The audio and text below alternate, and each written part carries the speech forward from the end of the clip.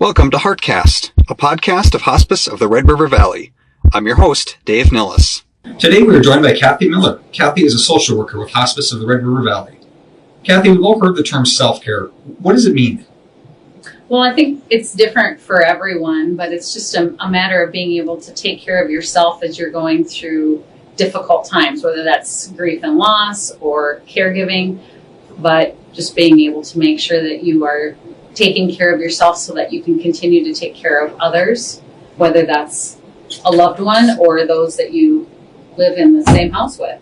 And just to reference as well that there are, for every person there, you view self-care differently. So there are several different ways of looking at that, from physical to spiritual, emotional, social well-being and management. So that reference a lot of physical needs as far as sleep and getting exercise, but there is also the managing your own emotional well-being, and whether that looks like connecting with someone close to you, your pastor, friends, getting together with them. I guess the moral of that is that whatever will make you feel renewed and refreshed, take advantage of that. Seize the moment when you have the energy to take part in that. Sometimes that's half the battle, is finding the energy to move forward with trying to make things easier. It's kind of like you have to find the energy to give yourself energy. So I was kind of wondering too, but when you go in and visit a family and kind of like, you kind of become that reset button in a way, in your role, like assessing things that they aren't recognizing, but maybe once you tell them, they go, oh, okay, yeah, I see what you mean, type of thing. Does that happen quite a bit? Yeah, and sometimes it's as simple as, well, we can't. They just don't. They can't process how it is that they're going to make things different. They don't necessarily disagree with you, but it's how am I supposed to make all of that happen? I can't leave, or I don't have the time, or we don't have the resources, or whatever the situation might be. Hospice can be that for a lot of people. We can, as a team, we can either look at coming in and spending some extra time so that a caregiver can leave to run some errands. In our home, patients, families, we can offer volunteer support that can do some of that. So sometimes just pointing out, what if you tried this? Or what if we were able to offer this? That gives families the opportunity to go, oh, well, if I had help to do something, then maybe I could look at doing something outside of the home by myself, for myself, whether it's going to get a massage or going out for a drive or going and sitting at the park, enjoying the day, or simple things. It doesn't have to be a lot of time or even any money in it. It just time where they don't have to think about anything but themselves. And sometimes they might not even think of themselves. It might just be closing their eyes and getting some rest. Yeah, and not feel guilty doing that. Right.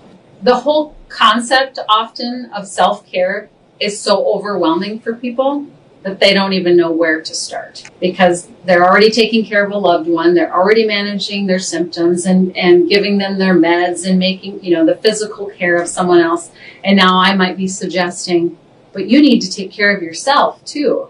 Well, that might just be such an unimaginable thing for them. How am I supposed to do that on top of everything else? So again, oftentimes that can be where hospice staff can be a real benefit and provide an opportunity for them to know that someone is going to be with their loved one and that they can go and take some of that time for themselves without worrying about all the other things that they do, and that someone will be there. How do you define self-care?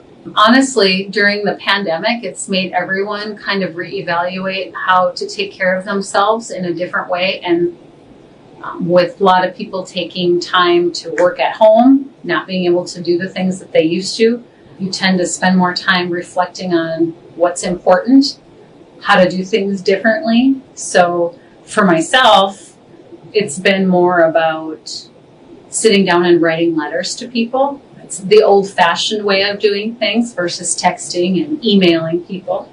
Spending time calling people on the phone, you kind of miss that human connection because you can't see people on a face-to-face basis, or if you can, you're wearing a mask. And so that's another way to have some human connection with people is speaking with them on the phone, which is also almost a lost art today.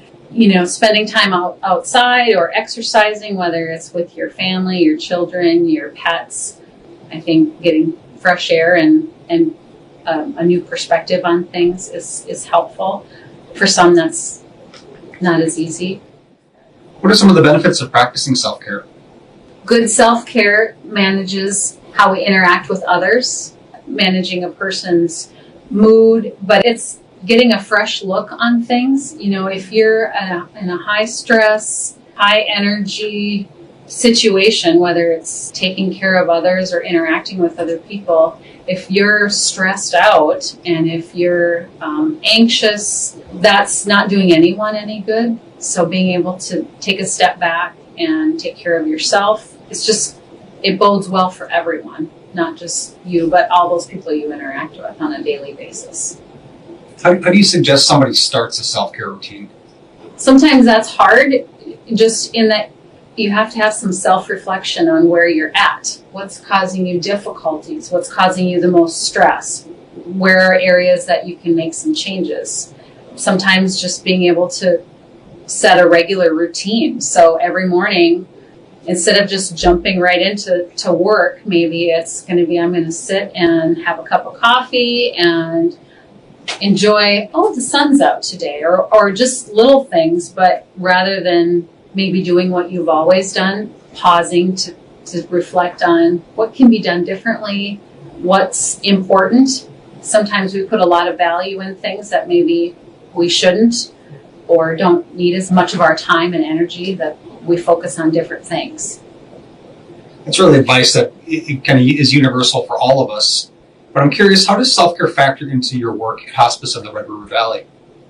Well, as I said earlier, if we're not taking care of ourselves, we're not going to take good care of others. So for me as a social worker, the work we do is amazing and it's great work. But if I'm not able to put all of my time and energy into each patient and each family member that I'm interacting with, then I'm not doing the best job for them as I could be. So I really try and take care of myself when I'm at home, and then vice versa. When I'm working, I try and put everything that I've got into it, as well as encouraging others to do the same thing. I say the same thing to my patients and their families, that you need to take care of yourself. As hard as it might be on some days, you'll look back and go, I feel better, or I needed a break. I needed to just go for a walk or go get groceries. Sometimes the littlest of things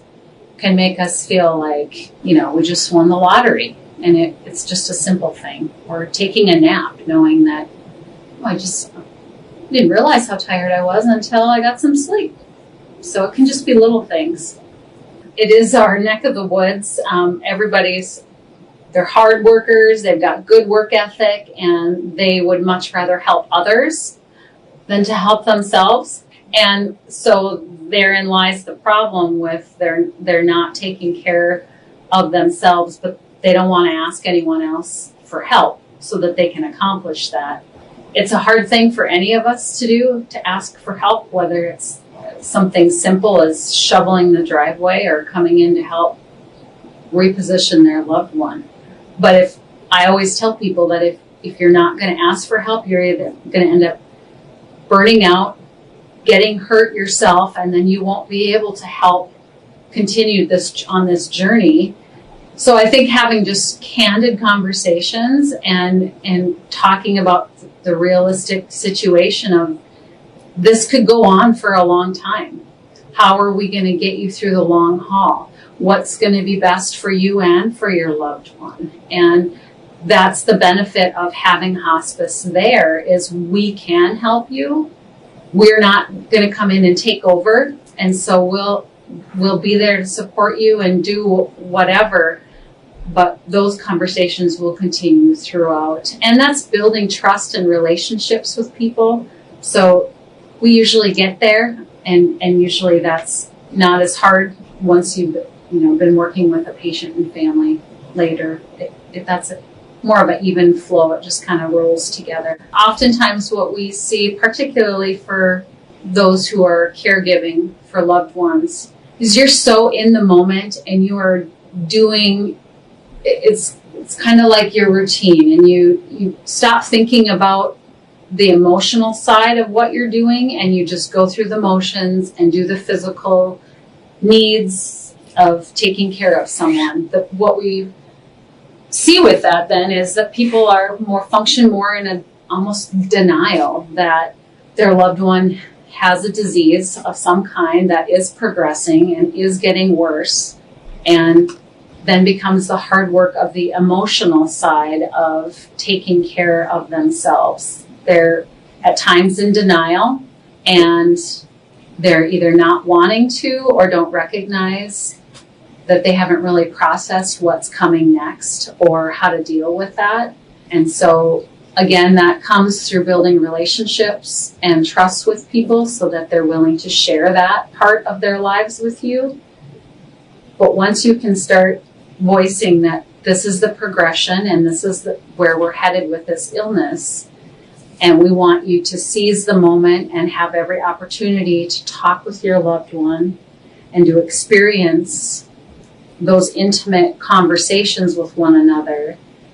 It's almost like this huge breakthrough of, as I used the word intimacy earlier, that's really what it becomes. It's a very intimate moment for patients and families, because they know that they're not going to have a lot of time, that forever time that, we'll always have time, we'll do it later. Those moments are coming to an end.